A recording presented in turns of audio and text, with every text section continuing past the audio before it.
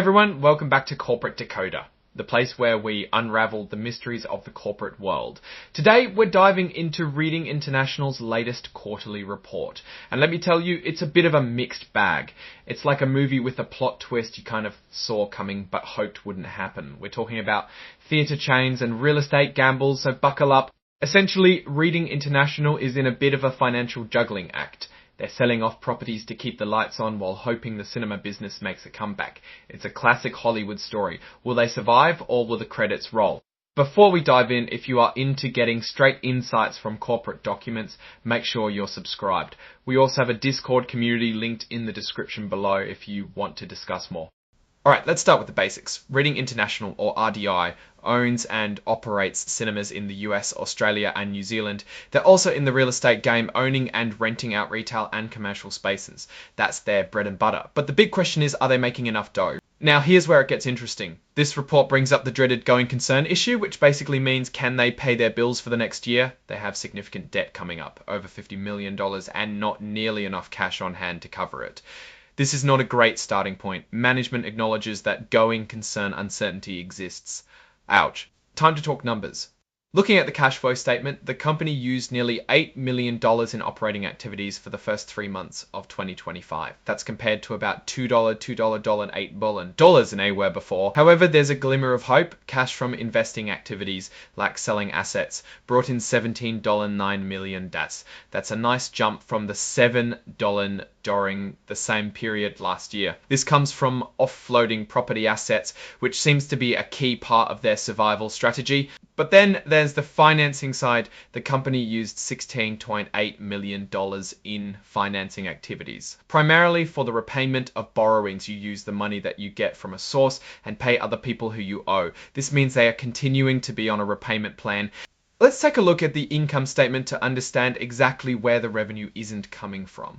Cinema revenue is down from 41.2 to 36.4. That's $1 million we are talking about. It's hard to ignore that ticket prices and popcorn and soda are just not enough to keep up. Costs and expenses are also down, and that's good. But remember, the main indicator of success is that they have some money left over. Operating income loss is also down, but not too much. 7.5 million loss last year versus 6.8 million loss this year. Finally, let's get to the most important part, their shareholders. At Sell 021 earnings per share, investors definitely don't look to be too happy.